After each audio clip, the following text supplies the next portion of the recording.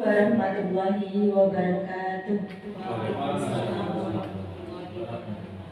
Yang kami hormati Ibu Sri Purwani SPD SD MPD beserta Bapak Ibu Guru SD Negeri 2 Karangan yang kami banggakan. Puji syukur marilah senantiasa kita panjatkan kehadirat Allah Subhanahu wa Ta'ala, karena atas limpahan rahmat-Nya pada pagi hari ini kita berkesempatan berkumpul di ruangan ini dalam acara diseminasi pemahaman dan pengalaman penerapan budaya positif. Terima kasih kami ucapkan kepada Bapak Ibu Guru hebat yang telah bersedia mengikuti kegiatan ini dengan baik. Di sini saya selaku moderator yang akan memandu jalannya acara diseminasi pada pagi hari ini. Sebelumnya izinkan saya untuk membacakan susunan acara diseminasi pemahaman dan pengalaman penerapan budaya positif. Acara yang pertama yaitu pembukaan, acara yang kedua yaitu sambutan kepala sekolah, acara yang ketiga yaitu inti, yang keempat lain-lain atau tanya jawab, dan acara yang kelima yaitu penutup. Menginjak acara yang pertama yaitu pembukaan, marilah kita buka acara pada pagi hari ini dengan bacaan basmalah bersama-sama. Bismillahirrahmanirrahim. Selanjutnya acara yang kedua yaitu sambutan kepala sekolah kepada Ibu Sri Purwani SPD SD MPD. Kami persilahkan. Assalamualaikum warahmatullahi wabarakatuh. Bapak dan Ibu semua yang saya hormati, pertama-tama marilah kita bersama-sama memanjatkan syukur kehadirat Allah Subhanahu wa Ta'ala yang telah memberikan kesempatan kita pada siang hari ini untuk bisa duduk bersama guna mengikuti kegiatan diseminasi yang akan disampaikan oleh Ibu Desi Trisnawati. Saya selaku Kepala Sekolah SDN 2 Karangan memberikan apresiasi kepada Ibu Desi Trisnawati selaku narasumber. Ibu Desi Trisnawati telah menerapkan budaya positif di kelas-kelas. Nah, dalam kegiatan diseminasi ini nanti Ibu Desi akan membagikan pengalamannya dan pemahamannya tentang penerapan budaya positif. Saya berharap melalui diseminasi ini nanti Bapak Ibu Guru dapat memahami materi budaya positif dan selanjutnya dapat membuat praktek budaya positif di kelas masing-masing sehingga nantinya akan terwujud budaya positif di sekolah tercinta kita ini, SD Negeri 2 Karangan. Yang terakhir, dari budaya positif inilah nanti akan terbentuk karakter anak SD Negeri 2 Karangan yang menjadi harapan dari masyarakat. Demikian dari saya, ada kurang lebihnya mohon maaf. Wassalamualaikum warahmatullahi wabarakatuh. Kegiatan inti akan disampaikan oleh Bu Desi Trisnawati. Waktu dan tempat kami haturkan.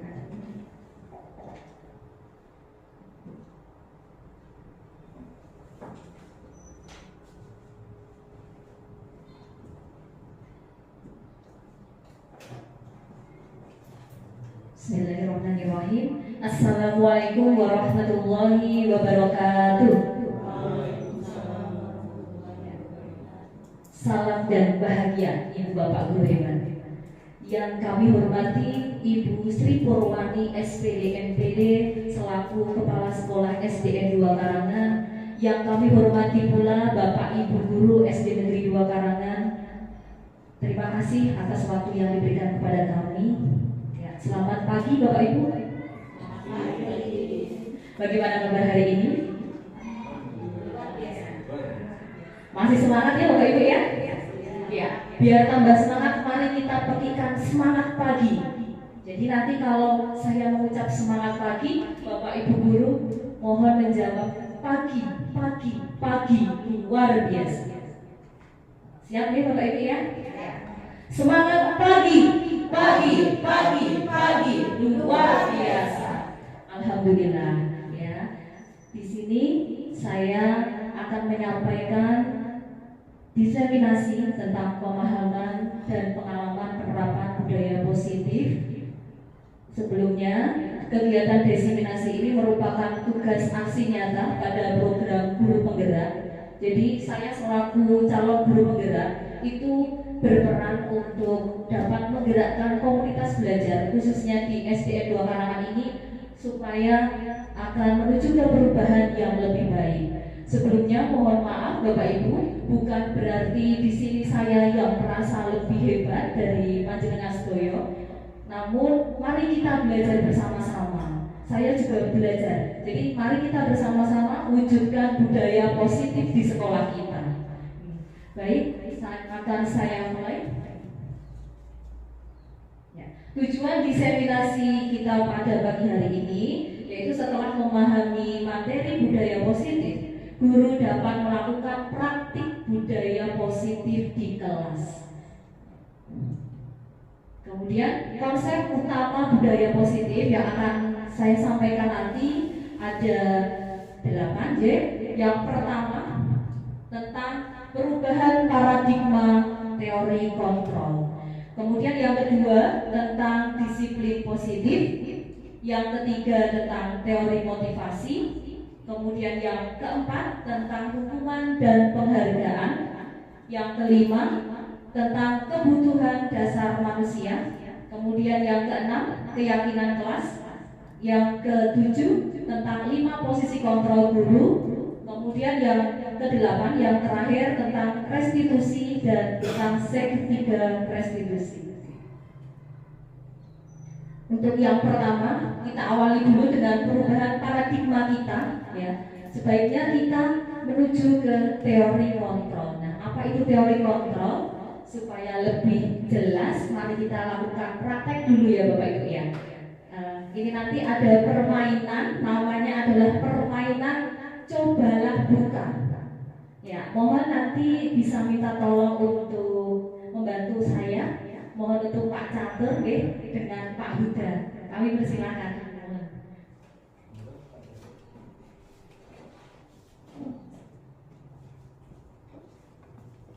Nah, di sini terlihat ada sebuah kepalan tangan ya. Ada apa dengan kepalan tangan ini? Bukan berarti nanti kepalan tangannya untuk saling bertinju, tidak Bapak. Oke? Jadi mohon maaf, ini nanti tugas Pak Catur. Mohon bayangkan dulu sesuatu yang paling berharga menurut jenengan Pak. Sampun Pak? Bayangkan sesuatu yang paling berharga. Nah, kemudian letakkan di kepala tangan panjenengan. Ya, kemudian untuk tugasnya Pak Huda, ya mohon untuk dapat rayu Pak Catur, ya boleh nanti dengan mengiming-imingi dengan uang atau boleh dengan memarahi supaya apa? Pak Catur ini nanti mau melepaskan kepala tangannya, mau membuka sesuatu yang berharga dari Pak Catur. Ya, jadi boleh dengan mengintimidasi, boleh dengan nanti mengiritik, boleh biar bisa terbuka atau boleh dengan menawarkan uang, boleh. Okay. Nanti waktunya kira-kira hanya 30 detik saja. Bisa dimulai ya? Monggo, Pak Catur. Bayangkan sesuatu yang berharga menurut panjenengan Pak Catur. Letakkan di kepala tangan. Okay. Ya. Kemudian Pak Huda. Ya. Iya. Coba Pak Huda bertugas untuk merayu Pak Catur supaya membuka kepala tangannya. Iya. Apakah berhasil? Coba Pak Catur juga kuat sekali ya memegang kepala tangannya. Iya, ternyata dikelitik juga ternyata ya. Oh, Pak Huda sudah menyerah ternyata ya. Tepuk tangan untuk Pak Huda dan Pak Catur. Catur, terima kasih. Ya, tadi Pak Catur dengan kuat, dengan pendirian yang sangat kuat, memegang sesuatu yang dianggapnya sangat berharga. Walaupun sudah dirayu Pak Huda dengan cara apapun, sudah sampai dikelilingi juga, tapi tetap dengan masih bertahan, masih mempertahankan sesuatu. Boleh tahu itu Pak Catur apa itu Pak Catur? Oh ternyata gado ini. Iya. Oke. Ya berarti itu tadi Pak Huda bisa tidak mengontrol Pak Catur? Sulit. Tidak bisa terbuka nggih tadi Pak tadi. Tidak bisa terbuka. Karena apa? Pak Catur yang memegang kontrol atas dirinya. Jadi Pak Huda tidak bisa mengontrol Pak Catur. Seperti itu, ya. Ya, baik kita lanjutkan. Ya. Nah, ini ada ilusi kontrol Bapak Ibu, ya. Ada 4 ilusi kontrol. Yang pertama, ini adalah ilusi guru mengontrol murid. Ya, tampaknya kita sebagai seorang guru itu bisa mengontrol murid, ya. Tapi sebenarnya bisa tidak sih kita menyuruh murid kita itu melakukan hal yang tidak dia inginkan? Bisa tidak Bu Iit? Kalau menurut saya, cara guru mengontrol anak itu menyadarkan anak dulu agar apa yang diperintahkan oleh guru itu benar. Ya, jadi kalau kita menyuruh anak ada alasannya, kamu seperti ini karena anak ini. Jadi intinya kita tidak bisa mengontrol anak tanpa anak mau menyadari kalau itu harus dilakukan. Ya. Luar biasa, tepuk tangan untuk kita. Ya, terima kasih ya. Jadi kita itu sebagai seorang guru hanya sepertinya tampak mengontrol murid, tapi sebenarnya itu tidak bisa. Kecuali kalau memang anak tersebut mau membuka dirinya, mengikuti keinginan kita, jadi baru bisa melaksanakan keinginan kita. Ya. Kemudian ilusi yang kedua itu bahwa, mohon maaf, ya.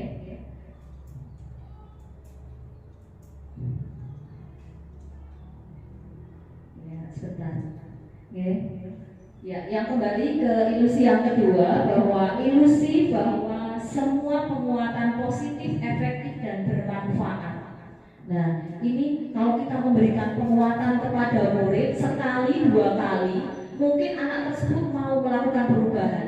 Contohnya, siapa yang bisa menjawab nanti akan saya berikan permen. Nah, itu pasti anak juga akan mau sekali, 2 kali. Tapi lama-kelamaan bagaimana?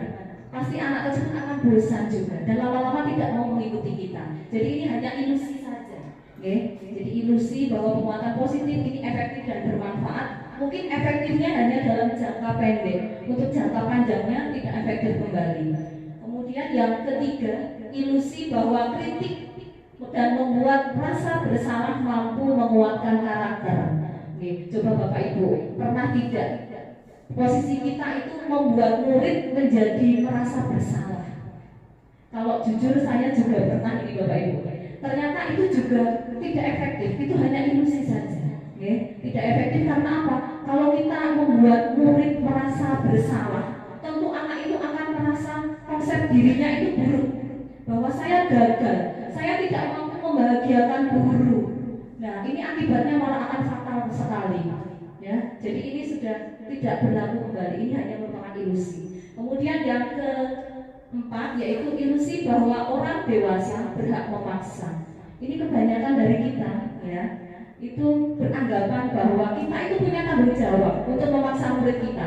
Murid harus mengikuti keinginan kita. Tapi sebenarnya itu tidak benar, ya. Jadi kalau kita memaksakan kehendak kita, bisa jadi anak itu malah menjadi dendam sama kita, ya. Menjadi pendendam, menjadi marah, ya. Itu jadi ini adalah hanya ilusi saja tentang teori kontrol. Selanjutnya, ya.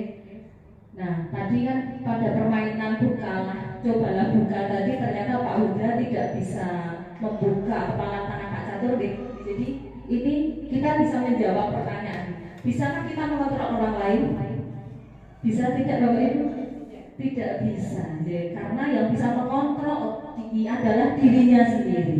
Jadi kita sebagai seorang guru itu harus mengubah paradigma kita, mengubah pengetahuan kita, ya. Jadi dari paradigma yang stimulus respon menuju ke teori kontrol. Oke. Kalau menurut teori stimulus respon, ini kita mencoba mengubah orang lain agar berpandangan sama dengan kita. Tapi kalau menurut teori kontrol, ini kita berusaha memahami pandangan orang lain tentang dunia. Jadi perbedaannya itu. Kemudian kalau menurut stimulus respon, ini perilaku buruk dilihat sebagai suatu kesalahan. Sedangkan kalau menurut teori kontrol, itu semua perilaku baik yang baik ataupun yang buruk itu pasti memiliki tujuan tertentu. Kemudian menurut teori stimulus respon, ini orang lain bisa mengontrol saya. Tapi yang benar menurut teori kontrol, hanya Anda yang bisa mengontrol diri Anda sendiri. Ya, jadi kemudian saya bisa mengontrol orang lain menurut teori stimulus respon. Yang benar adalah Anda tidak bisa mengontrol orang lain. Ya. Kemudian kalau menurut stimulus respon, ini ada pemaksaan. Saat kita membujuk tapi gagal, ini kita memaksakan. Tapi kalau menurut teori kontrol ini tidak. Jadi kita melakukan kolaborasi, ya, kemudian memberikan pilihan-pilihan baru, ya, supaya mengikuti. Kemudian kalau menurut stimulus respon, ini model berpikirnya itu ada yang menang dan ada yang kalah. Oh, kalau aku berhasil mempengaruhi kamu, berarti saya menang. Berarti kamu yang kalah. Itu menurut stimulus respon. Sedangkan kalau menurut teori kontrol, itu model berpikirnya tidak ada yang kalah. Jadi semuanya menang, tidak ada yang dirugikan. Begitu. Selanjutnya tentang materi yang kedua, yaitu tentang disiplin positif. Oke. Nah, apakah makna kata disiplin? Coba Bu Dwi, menurut pemahaman panjenengan, disiplin itu apa, Bu Dwi? Kalau menurut saya, disiplin itu suatu tindakan yang sesuai dengan aturan. Berarti sesuai aturan. Mungkin ada Bapak Ibu guru yang ingin berpendapat. Apa itu disiplin? Bu Hanif? Bu Hanif guru olahraga tentu sering mendisiplinkan murid-muridnya, ya. Kalau menurut Bu Dwi tadi, disiplin itu tindakan untuk mematuhi peraturan, betul, ya. Tapi sebenarnya, ya, disiplin itu asalnya dari bahasa Latin, yaitu disiplina, yang artinya itu belajar. Jadi bukan berarti untuk hanya sekedar mematuhi aturan kita paksakan, tidak, sehingga tidak nyaman, tidak. Tapi sebenarnya arti kata disiplin itu adalah belajar. Oke. Jadi disiplin diri ini akan membuat orang untuk menggali potensinya menuju sebuah tujuan, ya, apa yang dia hargai. Namun, ya, dalam budaya kita ini masih salah, ya. Dalam budaya kita makna kata disiplin ini berubah menjadi sesuatu yang harus dilakukan seseorang pada orang lain untuk mendapatkan kepatuhan. Yang penting kamu ikuti saya, kamu harus patuh. Itu biasanya seperti itu ya Bapak Ibu, ya. Kita menganggapnya disiplin itu berarti anak harus patuh seperti itu. Tapi ini belum, ya, belum sesuai sebenarnya. Karena arti kata disiplin yang sebenarnya itu adalah belajar, ya. Selanjutnya ini menurut Ki Hajar Dewantara, ya. Jadi di mana ada kemerdekaan, disitulah harus ada disiplin yang kuat. Jadi untuk menciptakan murid yang merdeka, ya, itu syarat utamanya harus ada disiplin. Kalau tidak ada disiplin, tidak mungkin bisa menciptakan murid yang merdeka. Nah, disiplin yang dimaksud di sini adalah disiplin diri, yaitu siswa yang memiliki motivasi internal, motivasi dari dalam dirinya, ya, bukan hanya sekedar motivasi eksternal, misal menginginkan sesuatu atau menghindari hukuman, bukan, tapi motivasi internal. Kemudian selanjutnya, nah, disiplin positif ini mengarah kepada disiplin diri untuk dapat mengontrol diri dalam melakukan suatu tindakan berdasarkan motivasi internal, bukan eksternal. Okay. Disiplin positif merupakan cara penerapan disiplin yang mengajarkan anak untuk bertanggung jawab dan menumbuhkan kesadaran diri berdasarkan nilai-nilai kebajikan. Nah, apa itu nilai-nilai kebajikan? Nah, nilai-nilai kebajikan ini adalah sifat-sifat positif manusia yang merupakan tujuan mulia yang ingin dicapai setiap individu. Nilai-nilai ini bersifat umum, bersifat universal, ya, dan lintas bahasa, suku, bangsa, agama maupun latar belakang. Dengan mengaitkan nilai-nilai kebajikan yang diyakini seseorang, maka akan dapat memunculkan motivasi dari dalam untuk mencapai suatu tujuan yang diinginkan. Kalau di Indonesia, nilai-nilai kebajikan yang ingin dicapai oleh setiap anak di Indonesia yaitu profil pelajar Pancasila. Mungkin sudah tidak asing lagi ya Bapak Ibu. Jadi kita itu mengharapkan murid kita untuk mempunyai karakter sesuai dengan profil pelajar Pancasila. Apa saja dimensi dari profil pelajar Pancasila? Ada Bapak Ibu. Yang pertama, beriman dan bertakwa pada Tuhan Yang Maha Esa dan berakhlak mulia. Yang kedua, berkebinekaan global. Yang ketiga, gotong royong. Keempatan diri. 5 kreatif. 6 bernalar kritis. Biar tidak bosan ya Bapak Ibu, mohon untuk berdiri sebentar deh. Nanti kita bisa mengajarkan kepada anak-anak kita untuk lagunya, biar anak-anak kita juga paham betul apa saja dimensi dari profil belajar Pancasila ini. Ini ada lagu, ya. Nanti lagunya mudah sekali. Mohon nanti diikuti dengan gerakan, gitu. Siap, ya? Nanti mohon ikuti saya, ya. Belajar Pancasila, beriman dan bertakwa pada Tuhan Yang Esa dan berakhlak mulia, berkebinekaan global, gotong royong mandiri, kreatif dan bernalar kritis. Sekali lagi yang lebih semangat ya Bapak Ibu deh. Oke, yuk. Belajar Pancasila, beriman dan bertakwa pada Tuhan Yang Esa dan berakhlak mulia, berkebinekaan global, gotong royong mandiri, kreatif dan bernalar kritis. Tepuk tangan untuk Bapak Ibu semuanya.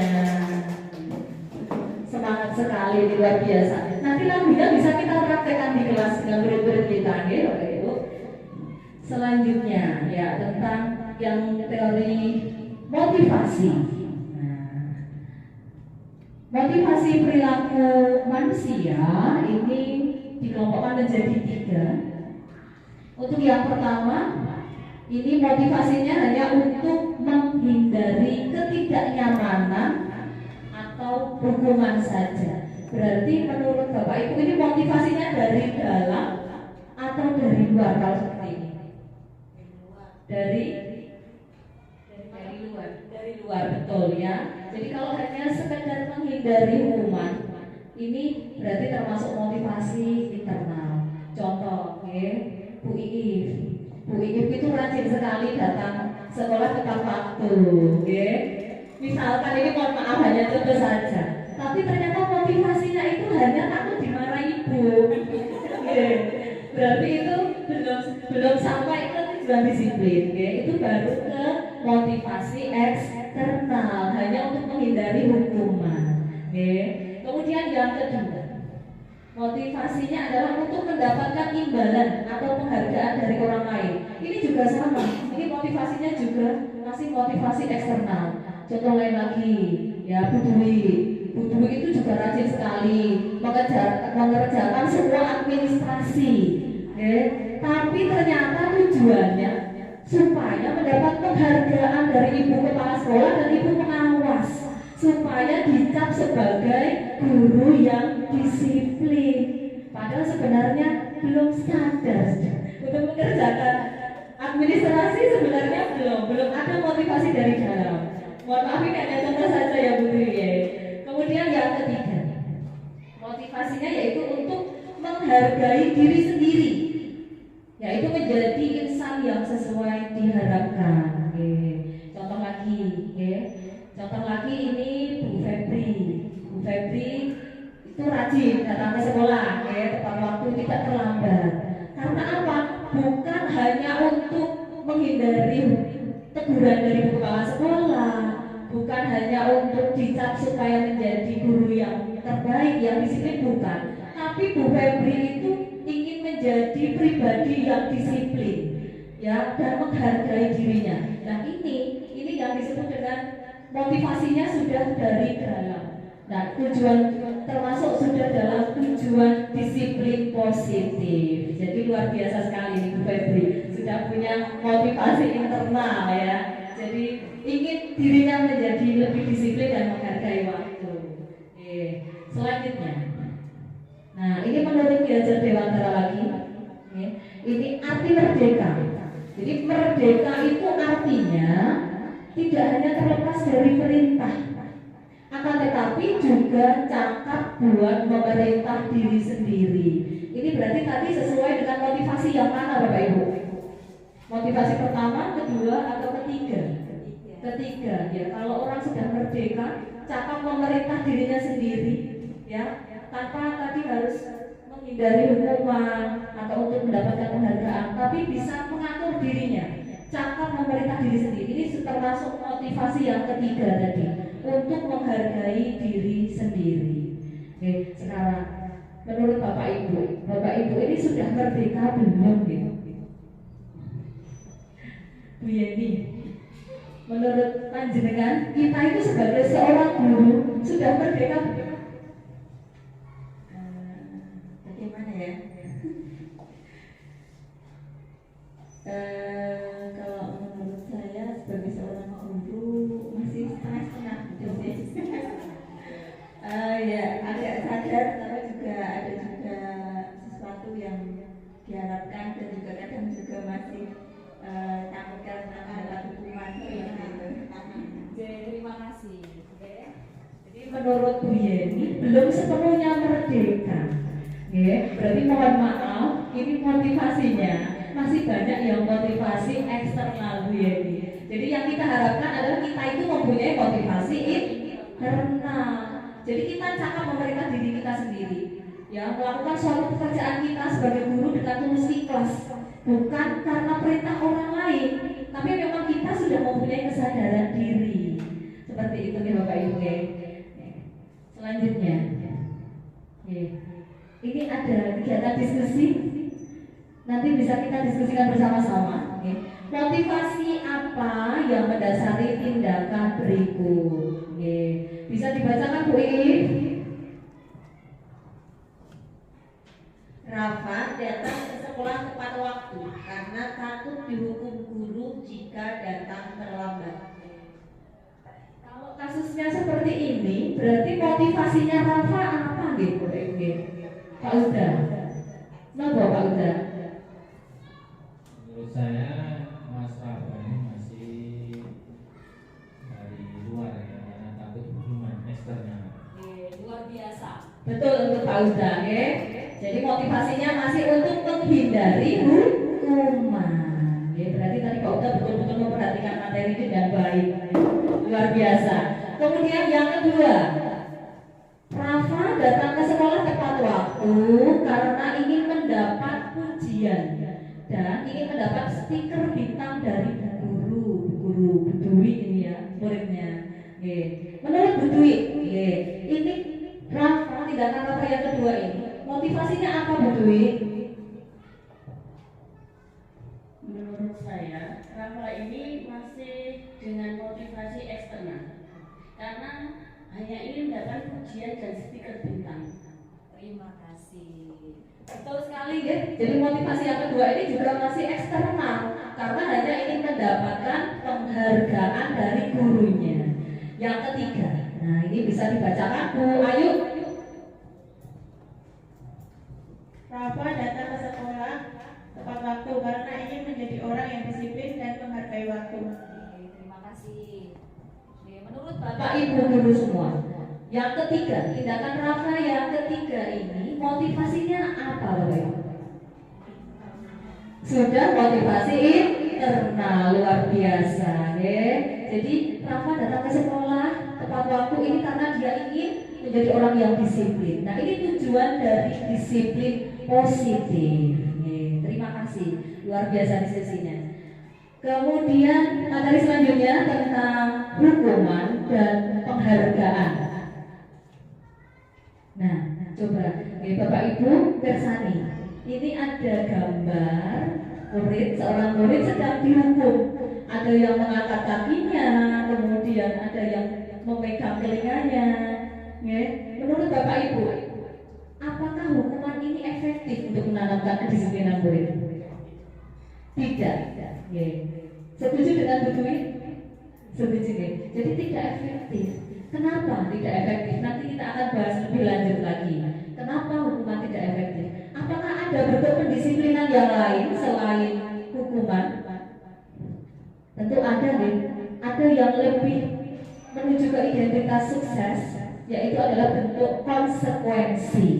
Nah, apa itu perbedaan hukuman dan konsekuensi? Mohon disimak ya.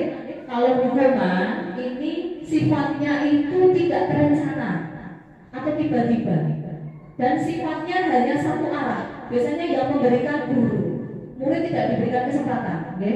Jadi guru memberikan hukuman kepada murid bisa berupa hukuman fisik maupun hukuman dari verbal.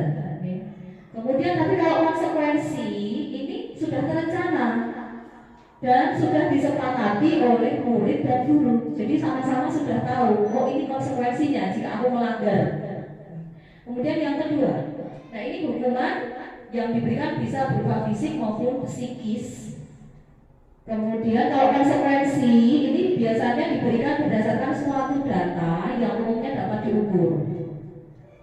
Selanjutnya untuk hukuman ini bisa membuat anak sakit. Sakit apa? Sakit fisiknya sakit. Mungkin Bapak Ibu guru menyuruh untuk berlarian ke halaman karena terlambat. Jadi kan ini menyebabkan anak juga capek.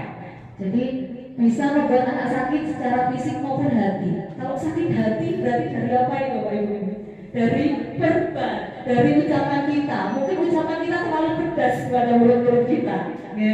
Jadi ini tidak benar ya Bapak Ibu ya. Jadi kalau konsekuensi ini murid juga merasa tidak nyaman, tapi hanya dalam jangka waktu pendek.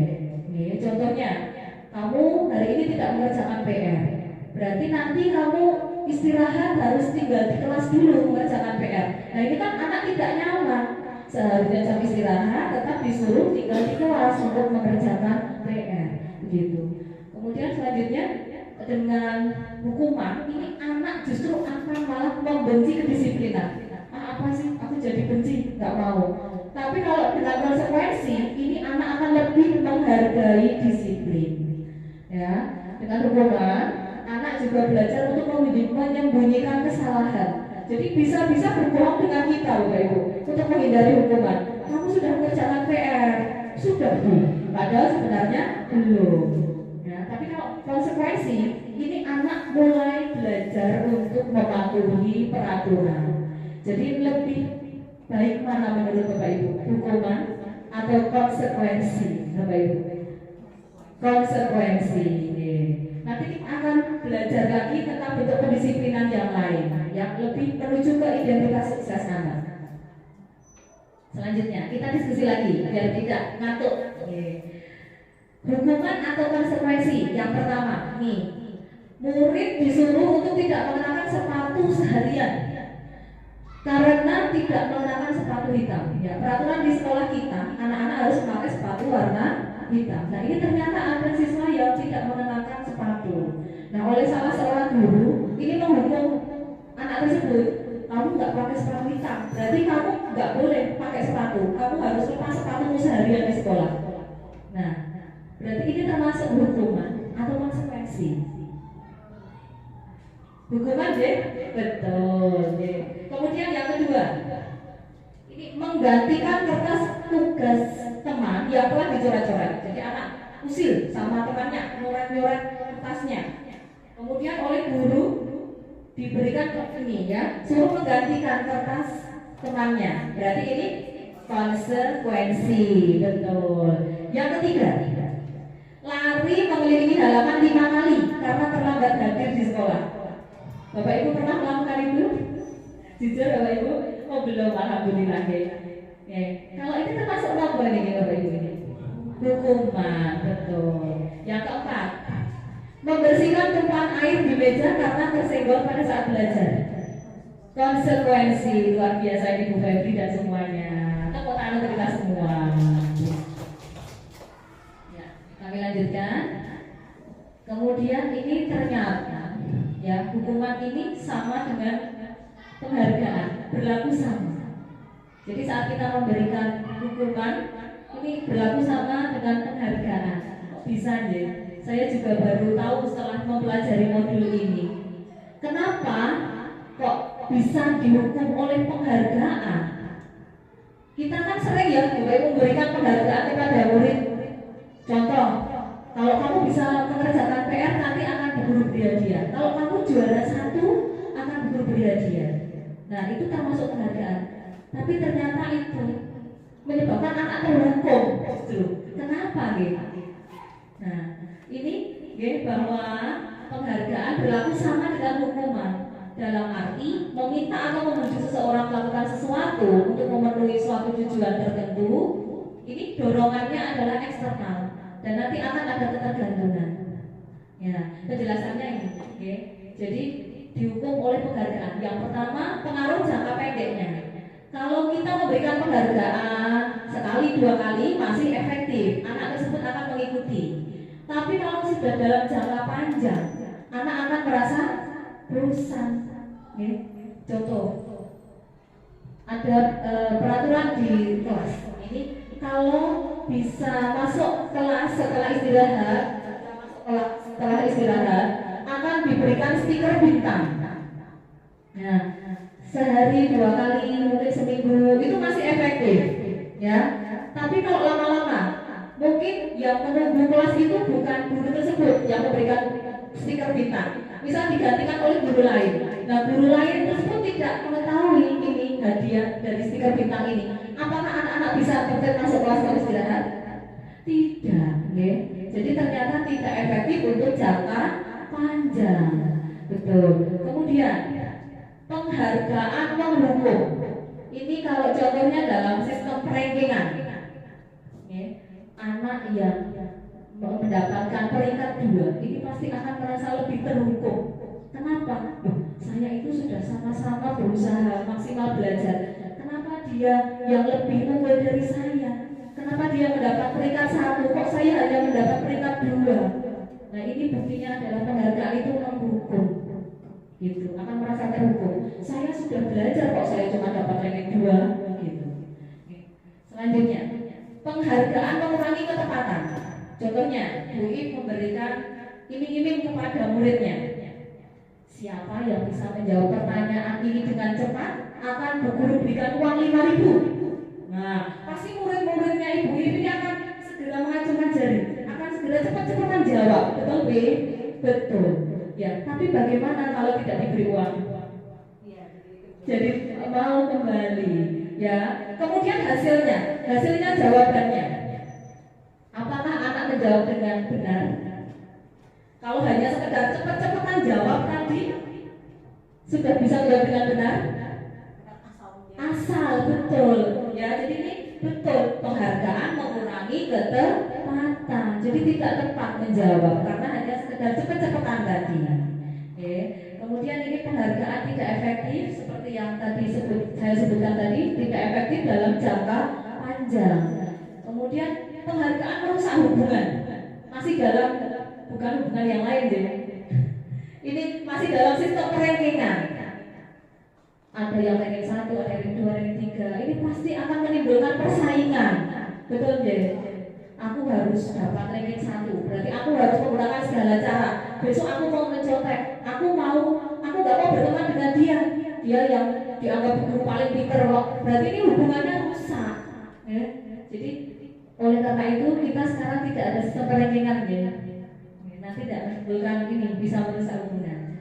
Kemudian penghargaan menurunkan kualitas, sama seperti tadi mengurangi ketepatan. Penghargaan juga mematikan kreativitas. Kalau hanya sekedar diberi penghargaan, nanti kreativitasnya lama-lama akan berkurang. Ya. Selanjutnya ini penghargaan mengurangi motivasi intristik atau motivasi dari dalam. Karena murid tersebut akan melakukan sesuatu hanya karena dapat motivasi eksternal. Jadi motivasi internalnya jadi kurang, gitu. Ya, jadi ini ternyata betul kita itu dihukum oleh penghargaan. Oke. Selama ini saya sendiri juga baru memahami ini setelah membaca di modul. Oke. Selanjutnya tentang kebutuhan dasar manusia. Oke. Pasti ada kebutuhan ya. Ini kebutuhan dasar manusia. Ada berapa Bapak Ibu?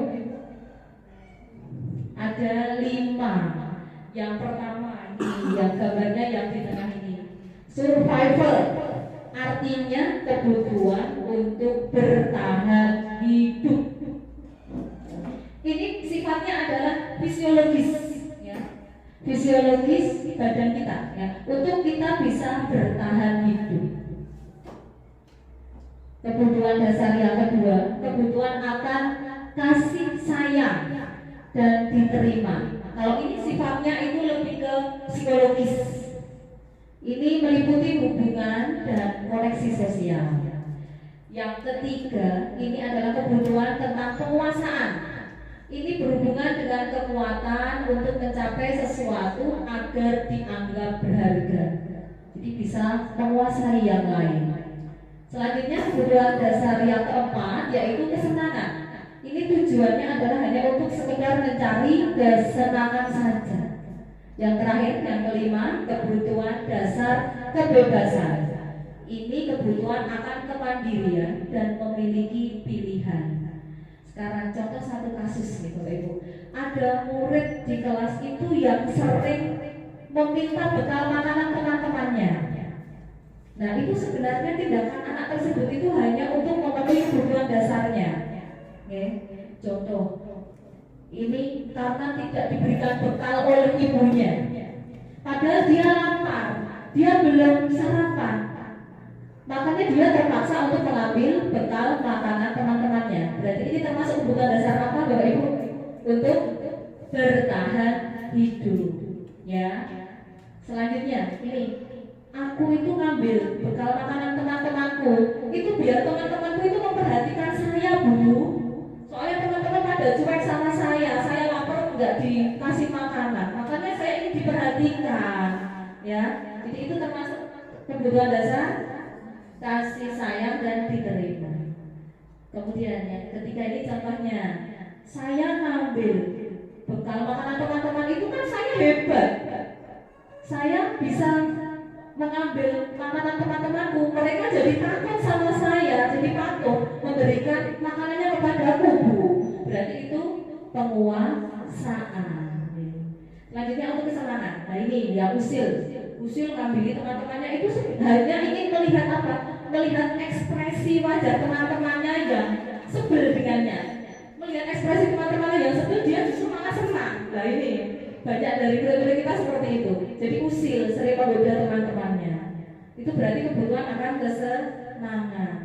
Kemudian yang ini, kebutuhan kebebasan. Contohnya, ini Rafa ini tiap hari cuma dibawakan bekal telur, terus telur ceplok, telur dadar, telur orak-arik dan sebagainya. Bosen nih Rafa nih. Nah, untuk memenuhi kebutuhan dasarnya, makanya dia icip-icip bekal makanan temannya. Iya, aku mau ngicipi mie goreng temanku lah. Aku mau ngicipi yang lain, yang ayam goreng. Itu sebenarnya seperti itu, oke? Itu tentang kebutuhan dasar manusia. Nah, diskusi lagi biar tidak bosan. Coba mohon dibacakan Bu Hani yang pertama. Rizky marah dengan guru karena tidak diperbolehkan makan di kelas waktu jam pelajaran. Saat itu ia belum sempat sarapan. Terima kasih. Kalau kasusnya seperti ini, berarti ini termasuk untuk memenuhi kebutuhan dasar yang mana Bapak Ibu? Untuk Pak Catur? Kebutuhan untuk karena belum sarapan lapar. Jadi untuk bertahan hidup, betul. Yang kedua, Rizky menggoda teman-temannya untuk mencari perhatian. Berarti kebutuhan akan kasih sayang. Nah ini Pak Uda ini penuh dengan kasih sayang ini Pak Uda ini. Iya. Kemudian yang ketiga, oh setiap Sabtu sayangnya ya, LDR ini Pak Uda ini. Ya. Tapi kasih sayangnya sudah terpenuhi ya Pak ya. Alhamdulillah. Iya. Ya. Yang ketiga, ini Rizky marah karena teman-temannya tidak mau mengikuti perintahnya. Ayo ambilkan itu, ayo kamu harus ini. Nah, tapi temannya nggak mau, dia ngamuk, dia marah. Berarti ini kebutuhan akan penguasaan, betul. Dia akan merasa senang kalau bisa menguasai teman-temannya. Kemudian yang keempat, Rizky kecewa dengan guru karena tidak diperbolehkan menggambar karton saat pelajaran matematika. Nah, Rizky ini senang sekali menggambar, tapi menggambarnya tidak tepat. Pelajaran matematika kok malah menggambar karton. Tentu gurunya akan memberikan nasihat, tidak memperbolehkannya menggambar. Ini marah tapi kecewa. Berarti ini untuk memenuhi kebutuhan dasar yang mana? Kesenangan. Ya betul. Mau senangnya gambar kok. Kemudian yang selanjutnya, Rizky tidak bersemangat belajar karena bosan dengan guru yang hanya berceramah saja. Kan kadang kita tidak sadar deh, kita cuma ceramah terus kurang menggunakan metode yang lain. Nah ini ternyata murid-murid juga bosan. Makanya ini jadi gak semangat belajar. Mungkin juga sering ijek pipis, pipis padahal gak pipis. Masa 1 jam pelajaran pipisnya 5 kali. Nah itu berarti dia itu sebenarnya bosan. Ya dia ingin bebas, dia ingin metode yang lain, tidak hanya ceramah saja. Selanjutnya, ini tentang keyakinan kelas. Ini juga konsep baru ya Bapak Ibu. Nah, mengapa kok kita itu harus beralih ke keyakinan kelas? Tidak hanya peraturan kelas saja. Di sekolah kita sudah ada peraturan ya Bapak Ibu, sudah ada peraturan, di kelas juga sudah ada peraturan. Tapi mengapa kita harus beralih ke keyakinan kelas? Nah ini jawabannya. Untuk mendukung motivasi intristik, jadi mendukung motivasi dari dalam. Ini kembali ke nilai-nilai atau keyakinan-keyakinan yang lebih menggerakkan seseorang dibandingkan hanya untuk mengikuti serangkaian peraturan-peraturan saja. Jadi dengan sesuatu yang diyakini oleh murid tersebut akan sadar untuk melakukan suatu tindakannya, tidak hanya sekedar untuk mengikuti serangkaian peraturan saja. Itu tujuannya. Kenapa harus beralih ke keyakinan kelas? Selanjutnya, nah ini ada diagram. Maksudnya nopo nih Bapak Ibu. Di tengah-tengahnya ada, sebentar, kembali lagi. Di tengah-tengahnya ini ada peraturan kelas. Ini pengaruhnya cuma sedikit nih. Kemudian di lingkaran paling luarnya ini ada keyakinan kelas. Di lingkungan luarnya lagi ini lingkungan positif. Kemudian yang paling besar ini budaya positif. Maksudnya pribon nih. Jadi untuk menciptakan budaya positif di sekolah, kita bisa bermula dari menjalankan peraturan kelas. Karena kalau langsung anak disuruh sadar diri, mungkin perlu waktu, perlu proses. Jadi kita bisa memulainya dari membuat peraturan kelas dulu. Ya, jadi dimulai dengan membuat peraturan kelas dulu. Ini kalau melaksanakan peraturan berarti motivasinya masih motivasi internal. Nah, yang kita motivasi eksternal. Yang kita harapkan nanti adalah menuju ke motivasi internal. Makanya kita beralih ke pembuatan keyakinan kelas. Karena dengan sesuatu yang diyakini anak, maka akan lebih memunculkan motivasi dari dalam. Nah, kalau keyakinan kelasnya itu sudah diterapkan di kelas, ya, di seluruh kelas di sekolah itu, maka lingkungan sekolah tersebut akan menjadi lingkungan yang positif, yang mendukung anak untuk menjalankan disiplin positif. Lingkungan yang aman, yang menyenangkan, mendukung untuk disiplin. Nah, kalau lingkungannya di sekolah itu merupakan lingkungan positif, maka secara otomatis budaya positif di kelas akan terbentuk. jadi itu prosesnya seperti itu Bapak Ibu. Oke. Selanjutnya, nah ini apa sih keyakinan kelas itu? Ciri-cirinya apa saja sih? Apa bedanya dengan peraturan? Yang pertama, kalau keyakinan kelas itu sifatnya lebih abstrak daripada peraturan. Kalau peraturan itu lebih jelas ya, tapi kalau keyakinan kelas lebih abstrak. Kemudian kalau keyakinan kelas itu berupa pernyataan-pernyataan umum atau pernyataan-pernyataan universal. Nah biasanya dibuat dalam bentuk positif, bukan dalam kalimat negatif. Contohnya, tidak boleh berlarian di kelas. Itu kalimat negatif atau positif Bapak Ibu? Negatif. Tapi bisa kita ganti kalimatnya dengan berjalanlah di kelas ya, gitu. Jadi dibuat dalam bentuk positif. Dan keyakinan kelas ini tidak terlalu banyak. Kenapa? Supaya mudah diingat dan dipahami murid dan dapat diterapkan di kelas itu. Nah dalam pembuatannya ini seluruh siswa dan guru itu semuanya berkontribusi, semuanya ikut membuat. Dan ini juga harus ditinjau dari waktu ke waktu. Masih sesuai nggak? Apa yang perlu diperbaiki? Seperti itu. Jadi harus ditinjau. Kemudian ini keyakinan kelas ini bisa kita gunakan sebagai fondasi dan arah tujuan sebuah sekolah atau kelas yang akan menjadi landasan dalam memecahkan konflik atau permasalahan di dalam sebuah sekolah atau kelas. Jadi sebagai fondasinya. Jadi kalau ada permasalahan kita berbicaranya itu dari keyakinan kelas dulu. Oh, kamu melakukan seperti itu apakah sesuai dengan keyakinan kelas kita? Seperti itu. Jadi untuk fondasinya. Selanjutnya, nah ini untuk pembuatannya. Untuk pembuatannya yang pertama kita bisa melakukan diskusi, bisa melakukan curah pendapat dengan murid tentang yang perlu kita sepakati di kelas. Selanjutnya kita bisa mencatat semua masukan murid. Selanjutnya kita mengajak murid untuk menemukan nilai atau keyakinan yang dituju. Dan kita harus juga meninjau ulang keyakinan kelas tersebut. Kemudian siswa menyetujui dan menandatanganinya. Buktinya kalau sudah sepakat. Keyakinan kelas ini bisa kita letakkan di tempat yang mudah terlihat oleh seluruh warga kelas. Itu prosedurnya seperti itu. Ya, kemudian berlanjut ke materi selanjutnya tentang 5 posisi kontrol. Kita sebagai seorang guru, ini jujur Bapak Ibu, dari ke-5 posisi kontrol ini ada penghukum, ada pembuat merasa bersalah, ada posisi teman, posisi pemantau, posisi manajer. Manakah yang sering kita terapkan? Bu Dwi, lebih sering menerapkan posisi yang mana Bu Dwi?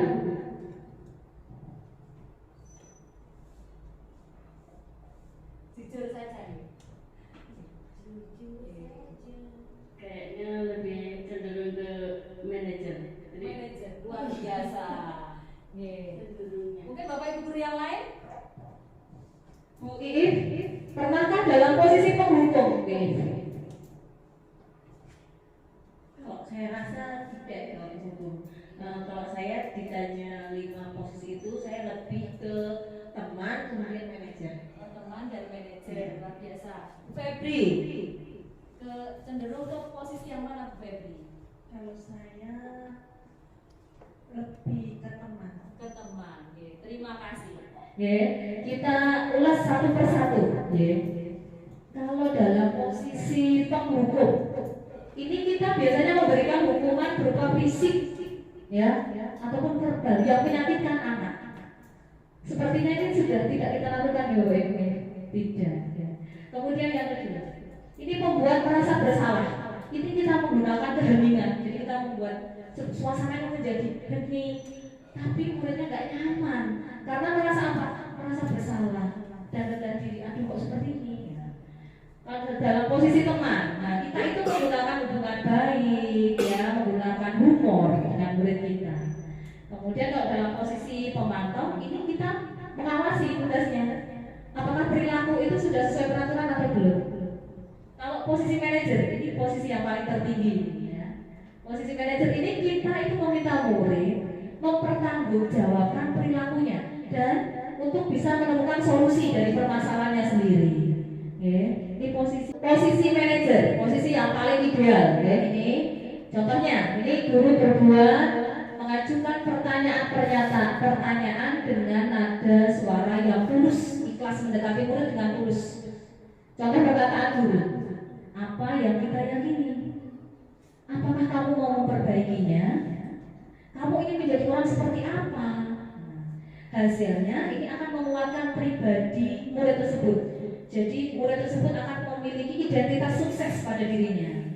Ya, pribadinya akan mempunyai karakter yang kuat. Contoh perkataan siswa, bagaimana caranya saya bisa memperbaiki keadaan? Nah, akibatnya pada siswa akan mampu mengevaluasi dirinya. Oh, ini tindakanku salah. Seharusnya saya begini. Kalau saya salah, saya harus memperbaikinya. Seperti itu.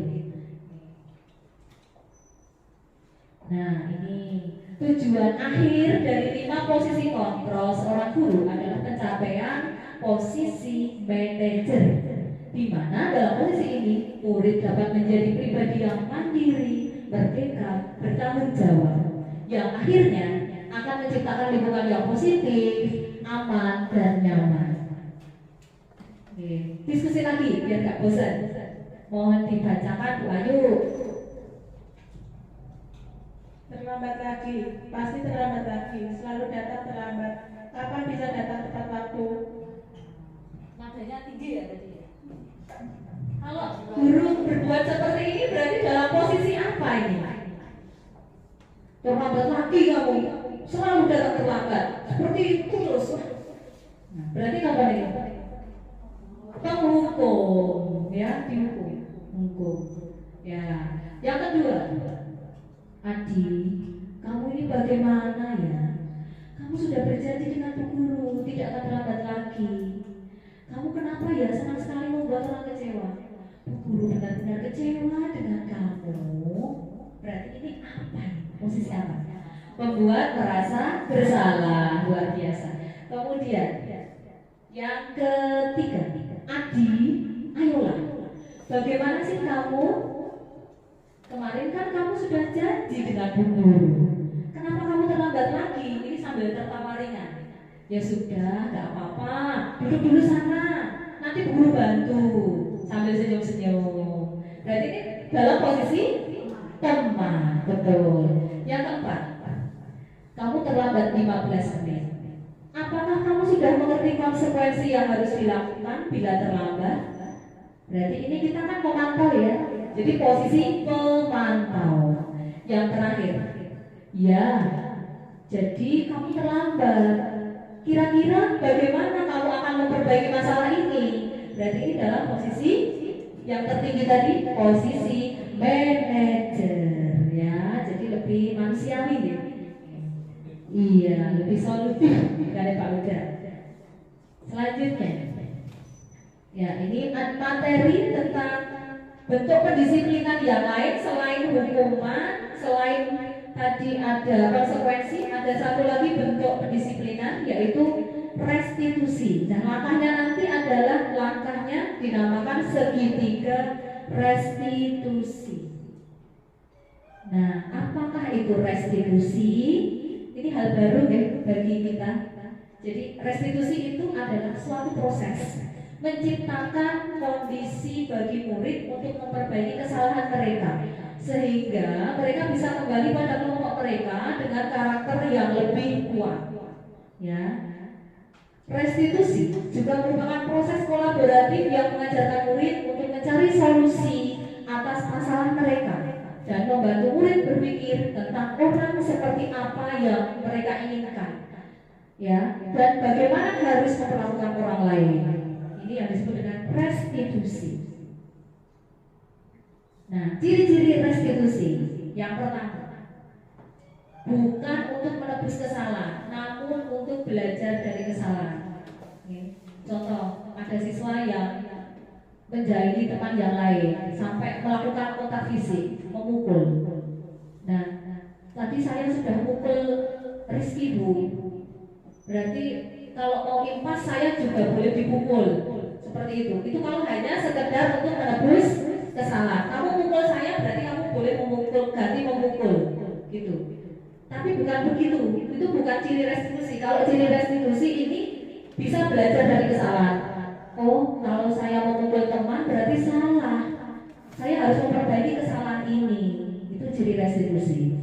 Selanjutnya, kalau restitusi itu bisa memperbaiki hubungan dengan teman yang dipukul tadi, ya. Dengan restitusi bisa memperbaiki hukumannya, memperbaiki hubungannya.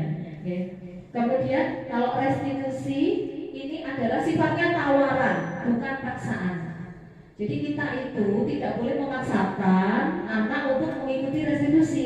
Kalau anak itu belum mau kita ajak restitusi, ya kita tidak boleh memaksa. Ya, bisa kita gunakan pendisiplinan yang lain dulu tadi seperti penggunaan konsekuensi. Tapi kalau anak itu sudah mau kita ajak dialog, sudah kita mau ajak restitusi, baru kita boleh menerapkan restitusi ini. Kemudian ciri yang lain ini untuk menuntut, untuk melihat ke dalam diri. Oh, tujuannya apa melakukan tindakan tersebut, ya. Kebutuhan ini yang kelima, mencari kebutuhan dasar yang mendasari tindakan. Jadi anak melakukan suatu perbuatan itu pasti untuk memenuhi suatu kebutuhan dasarnya. Ada alasannya. Yang keenam, fokus pada karakter, bukan tindakan. Jadi untuk memperbaiki karakter siswa. Yang ketujuh, fokus pada solusi. Jadi mengajak anak untuk menemukan sendiri solusi atas permasalahannya. Yang kedelapan, mengembalikan murid yang berbuat salah pada kelompoknya. Ya, semula mungkin kalau anak itu berbuat salah berarti aku ini anak nakal kok. Berarti aku tidak sama dengan teman-temannya, tidak sama dengan teman-temanku. Teman-temanku baik. Nah, dengan restitusi ini kita bisa mengembalikan murid ke kelompoknya. Ya, ke kelompoknya yang tidak dicap sebagai nakal tadi, seperti itu. Selanjutnya, dalam melakukan restitusi terdapat tahapan yang disebut dengan segitiga restitusi. Segitiga itu sisinya ada berapa nih Bapak Ibu? Ada 3. Berarti nanti ada 3 tahapan. Ya, segitiga restitusi adalah proses dialog yang dijalankan oleh guru agar dapat menghasilkan murid yang mandiri dan bertanggung jawab. Ya. Ini adalah langkah-langkah segitiga restitusi. Yang pertama, ini yang dari sisi yang paling bawah dulu. Langkah yang pertama adalah menstabilkan identitas. Langkah yang kedua ini adalah validasi tindakan yang salah. Langkah yang ketiga adalah menanyakan keyakinan. Nah, kita ulas lebih dalam lagi. Oke. Langkah yang pertama adalah menstabilkan identitas. Jadi melalui langkah ini kita membuat anak yang merasa gagal karena berbuat salah menjadi positif atas dirinya. Jadi mengubah identitas gagal menjadi ke identitas sukses. Ya. Ini contoh perkataan guru dalam langkah menstabilkan identitas. Ya. Kita jadi ini ngayam-ngayam murid kita, oh jadi berbuat salah itu hal yang manusiawi. Tidak ada manusia yang sempurna. Bapak Ibu guru juga pernah berbuat salah. Kita pasti bisa menyelesaikan masalah ini. Contoh lain lagi, guru bisa berkata, Ibu guru tidak tertarik untuk mencari siapa yang salah, tapi Ibu guru lebih tertarik untuk menyelesaikan masalah ini. Ini dengan langkah menstabilkan identitas. Jadi kalau anak kita berikan perkataan seperti ini akan merasa kita pahami. Bukan kok kita jas kamu salah, tidak. Karena melakukan kesalahan itu sebenarnya hal yang manusiawi, ya. Tapi ternyata tindakan itu perlu diperbaiki seperti itu. Kita stabilkan identitas. Langkah yang kedua, validasi tindakan yang salah. Melalui langkah ini kita bisa membantu siswa mengenali kebutuhan dasar yang ingin dipenuhinya ketika melakukan kesalahan itu. Contoh, guru bisa berkata, kamu bisa saja kan melakukan hal yang lebih buruk, tapi kan kamu nggak melakukannya, berarti kamu sudah baik. Nah, kamu pasti punya alasan melakukan hal itu. Apa yang penting bagi kamu? Nah, kamu boleh menjaga sikap itu, tapi tambahkan sikap yang baru ya. Itu contohnya. Langkah yang terakhir yaitu menanyakan keyakinan. Jadi melalui langkah ini anak melihat kesalahannya dihubungkan dengan norma sosial dan nilai-nilai yang mendasari manusia berinteraksi dengan orang lain. Contoh perkataan guru pada langkah ketiga ini. Apa nilai yang kita percaya, yang kita yakini apa? Ya, nilai-nilai kebajikan apa yang sudah kita sepakati? Nah, kelas yang ideal itu seperti apa? Kamu ingin menjadi orang seperti apa? Nah, kalau kamu melakukan itu, kamu ingin menjadi orang seperti apa? Apa yang kamu rasakan? Seperti itu. Itu langkah menanyakan keyakinan. Selanjutnya, diskusi lagi. Oke. Sesuai dengan langkah segitiga restitusi, manakah pernyataan berikut? Oh begitu, wajar kalau kamu marah. Setiap orang pasti tidak terima kalau dituduh yang tidak benar. Berarti ini sesuai dengan langkah menstabilkan identitas. Luar biasa pemahaman buku ini. Berarti betul-betul tadi memperhatikan penjelasan. Yang kedua, kamu melakukan itu dengan alasan tertentu kan? Berarti ini kita memvalidasi tindakan yang salah.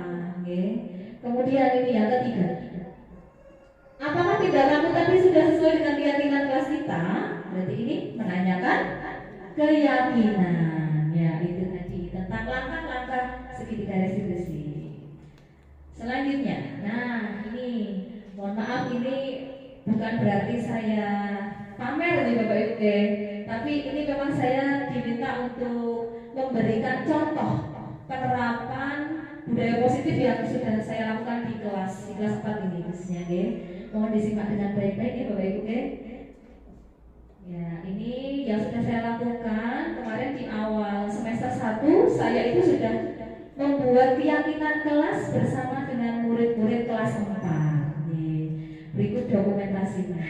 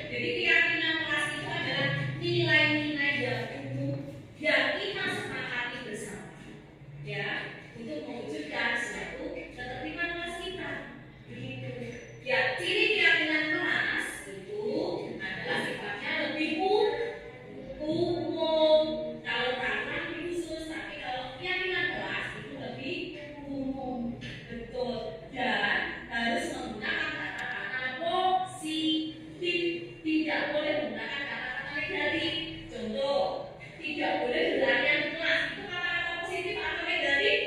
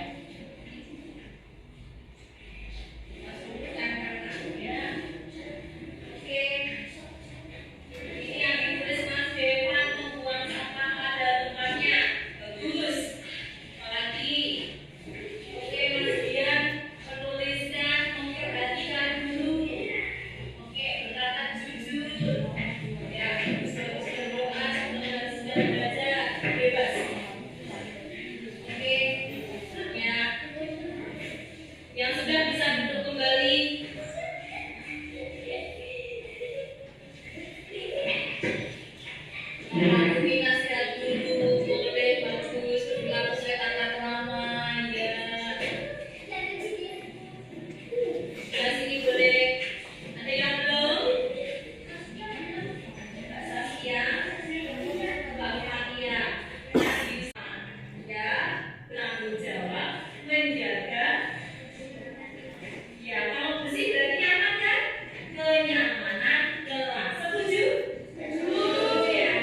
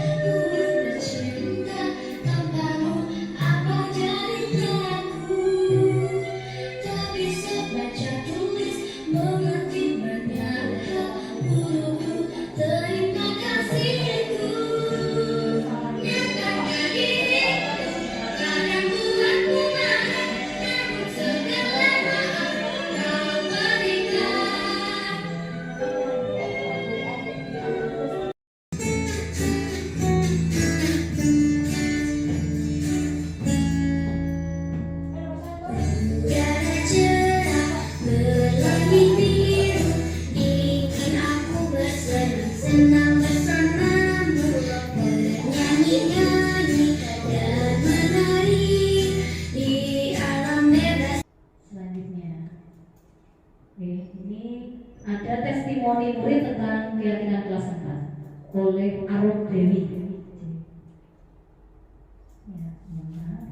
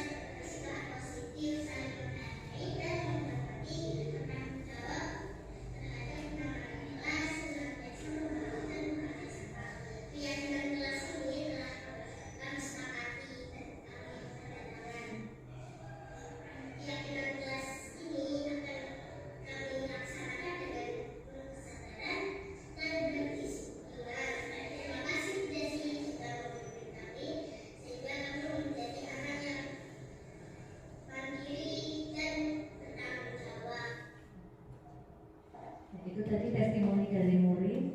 Ya, selanjutnya tentang ini saya juga sudah menerapkan praktik segitiga restitusi saat saya menemui ada suatu permasalahan yang dilakukan oleh murid.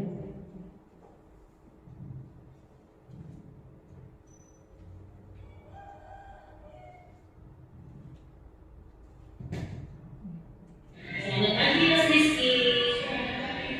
Ya, kemudian kamu sudah ada masalah. Ada yang bisa aku bantu?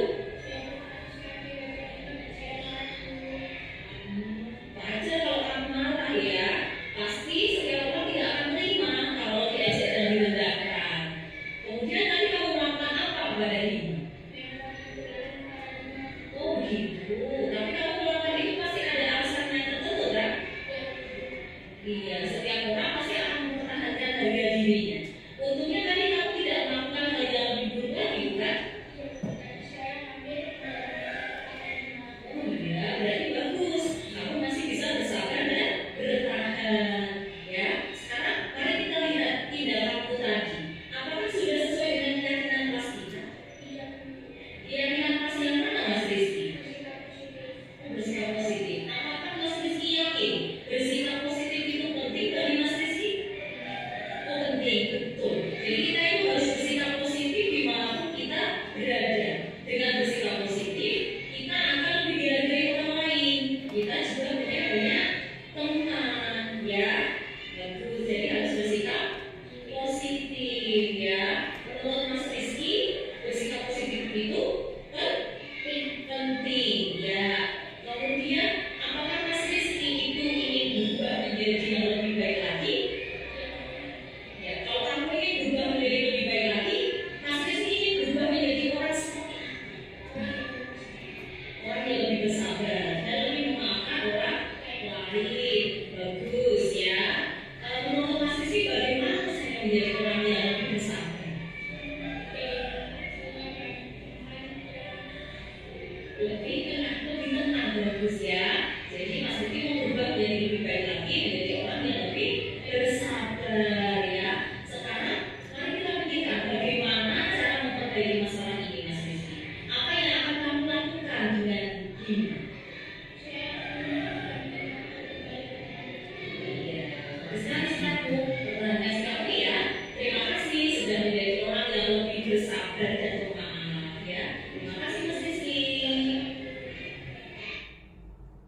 Nah, itu tadi contoh praktek saya dalam menangani suatu permasalahan murid dengan menggunakan langkah segitiga restitusi. Ini tentang testimoni murid setelah dilakukan praktek segitiga restitusi.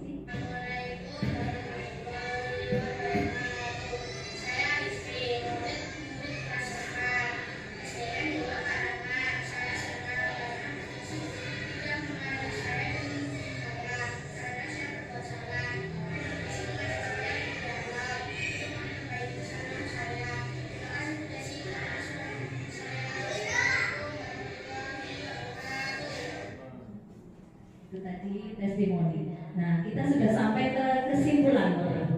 Jadi kesimpulannya bahwa budaya positif itu merupakan perwujudan dari nilai-nilai atau keyakinan universal yang diterapkan di sekolah. Nah, Tujuan untuk membangun budaya positif di sekolah, yaitu untuk menumbuhkan karakter murid yang sesuai dengan profil pelajar Pancasila. Seorang guru itu memiliki peran penting dalam mewujudkan budaya positif di sekolah. Nah, budaya positif di sekolah ini dapat terwujud melalui kolaborasi dari seluruh warga sekolah. Tidak bisa hanya satu guru saja, tapi semua warga sekolah harus ikut berkontribusi dan berkolaborasi untuk mewujudkan budaya positif. Selanjutnya untuk tindak lanjut diseminasi kita hari ini, ya kami mohon dengan sangat Bapak Ibu guru kelas, setelah kegiatan diseminasi ini mohon untuk membuat sebuah keyakinan kelas pada kelas masing-masing. Ya, siap nih Bapak Ibu. Nanti kalau ada kendala bisa kami bantu. Ya. Bisa kita laksanakan mulai hari Selasa ya. Kalau Senin kan libur. Ya.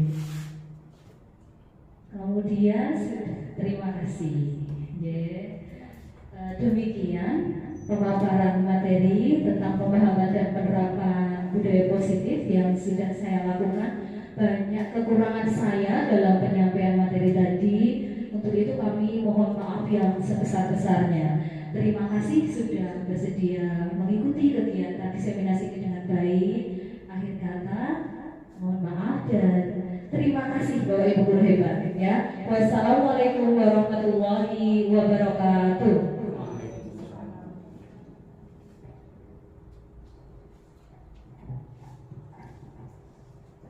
Demikian tadi penyampaian pemahaman dan pengalaman dalam mempraktikkan budaya positif oleh narasumber kita pada pagi hari ini, yaitu Ibu Desi. Semoga dapat menambah semangat kita, motivasi kita dalam menerapkan budaya positif di kelas kita masing-masing. Selanjutnya acara yang keempat, yaitu lain-lain atau tanya jawab. Kepada Bapak Ibu yang ingin mengajukan pertanyaan, kami buka satu termin dengan 2 penanya. Silakan bagi Bapak Ibu yang ingin memberikan pertanyaan.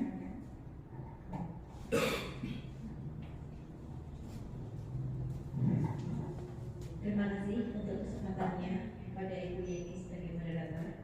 Assalamualaikum warahmatullahi wabarakatuh. Waalaikumsalam. Saya Faiza Jumalifah, guru kelas 5, ingin bertanya kepada narasumber, yaitu Ibu Desi Trisnawati. Ibu Desi, saya di dalam kelas mempunyai kesulitan, membutuhkan solusi dari Ibu Desi. Ya, saya punya siswa itu merasa paling kuat di kelas. Dia apabila mempunyai keinginan, itu teman-temannya semua harus mengikuti keinginannya. Apabila keinginannya tidak dipenuhi oleh teman-temannya, maka dia akan melakukan pemberontakan fisik, seperti menjatuhkan meja, menjatuhkan kursi, atau mungkin memukul papan tulis, bahkan pernah memukul teman. Mohon saya minta diberikan bimbingan oleh Bu Desi bagaimana sebaiknya saya mengatasi masalah tersebut. Terima kasih kepada Bu Desi.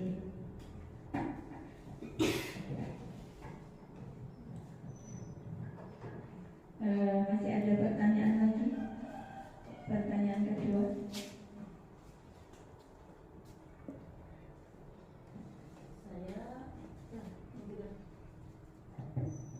Saya Dwi Oktaviani, guru kelas 1 di SDN Dwarkaran. Saya ingin bertanya kepada Ibu Desi. Di kelas kami sudah ada tata tertib kelas. Apakah kami harus mengganti tata tertib kelas itu dengan keyakinan kelas? Terima kasih. Baik, sudah ada 2 penanya. Kami persilakan kepada Ibu Desi untuk menjawab pertanyaan tersebut. Terima kasih atas pertanyaannya. Mencoba menjawab ya, Ibu, Bapak Ibu.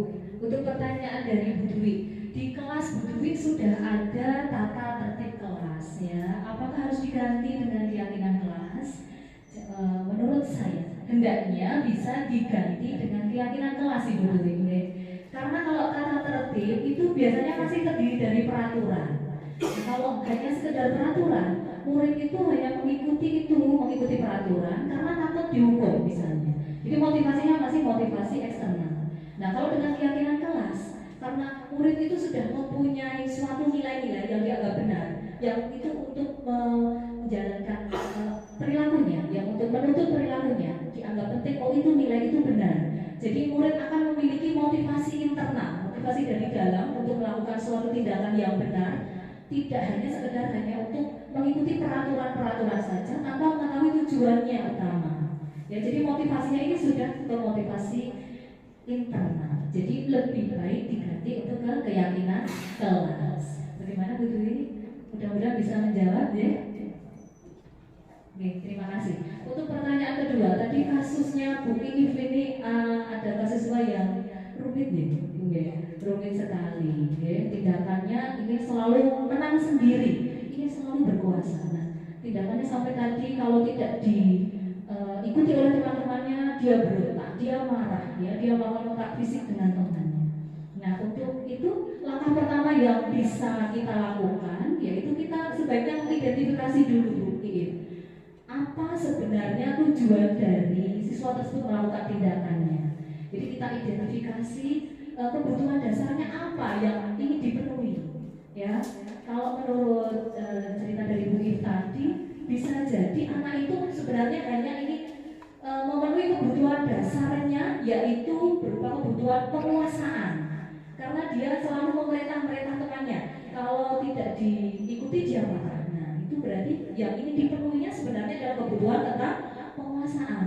Nah, kita sebagai guru harus bisa memahami kebutuhan dasar yang ingin dipenuhi dengan cara misalnya kita ya bisa memberikan kesempatan kepada murid tersebut dengan mengikuti sebuah kegiatan-kegiatan yang positif yang dapat melatih tanggung jawabnya, yang bisa melatih kepemimpinannya. Contohnya misal menjadi petugas upacara, menjadi pemimpin upacara, atau bisa ditunjuk sebagai ketua kelas. Nah itu nanti akan memenuhi kebutuhannya, akan penguasaannya. Nah kalau murid itu ternyata sudah kita pahami masih saja melakukan pelanggaran, ya sebaiknya kita tidak memberikan hukuman Bu. Jangan sampai kita memberikan hukuman, karena kalau berikan hukuman nanti anak itu akan merasa gagal.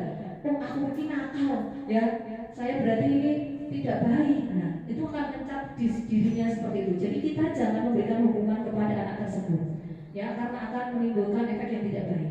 Sebaiknya kita sebagai guru itu mengambil posisi kontrol Bu ya, mengambil posisi kontrol guru yang manajer yang paling ideal ya.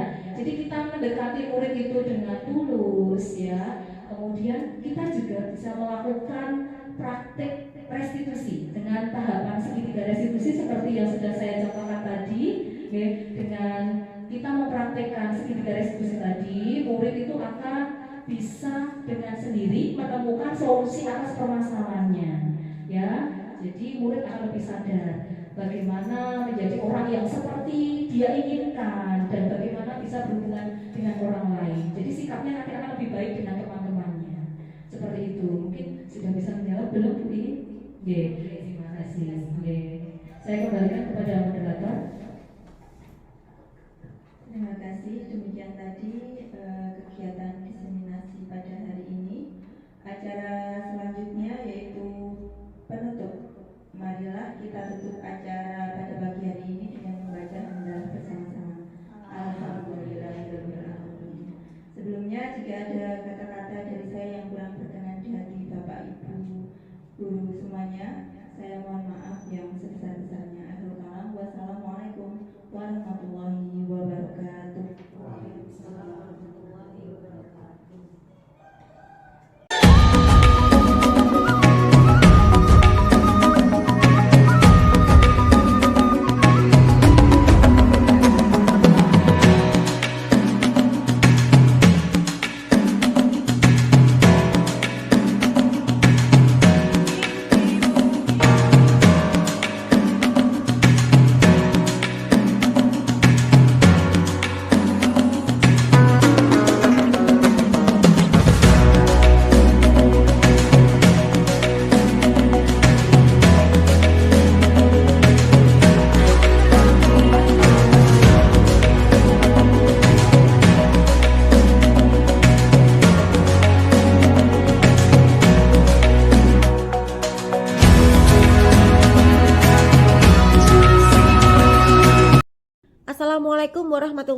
wabarakatuh. Saya Faizatul Ma'rifah, guru kelas 5 di SDN 2 Karangan. Pada kesempatan kali ini, saya akan memberikan testimoni atas aksi nyata budaya positif yang telah dilakukan oleh Ibu Desi Trisnawati. Sebagai calon guru penggerak, Ibu Desi Trisnawati telah melakukan perannya, yaitu menggerakkan komunitas guru untuk melakukan perubahan-perubahan yang lebih baik. Saya memberikan apresiasi kepada Ibu Desi Trisnawati yang telah melakukan diseminasi, pemahaman, dan pengalaman penerapan budaya positif di sekolah. Melalui kegiatan diseminasi ini, meningkatkan pemahaman kami akan pentingnya mewujudkan budaya positif di sekolah. Dalam diseminasi tersebut, Ibu Desi memberikan contoh-contoh penerapan budaya positif yang telah dilakukan Ibu Desi. Antara lain, pembentukan keyakinan kelas 4 dan praktik segitiga restitusi. Sebagai rekan guru Ibu Desi Trisnawati, kami sangat termotivasi untuk berkontribusi mewujudkan budaya positif di sekolah. Kami rekan-rekan guru di SDN 2 Karangan melakukan tindak lanjut atas diseminasi tersebut, yaitu membuat keyakinan kelas di kelas masing-masing. Melalui keyakinan kelas dapat membuat murid-murid menyadari dan melaksanakan pembiasaan-pembiasaan positif yang kemudian akan membentuk murid-murid menjadi pribadi yang mandiri dan bertanggung jawab. Saya berharap budaya positif di SDN 2 Karangan akan berjalan dengan efektif dan berkelanjutan. Sekian, terima kasih. Wassalamualaikum warahmatullahi wabarakatuh.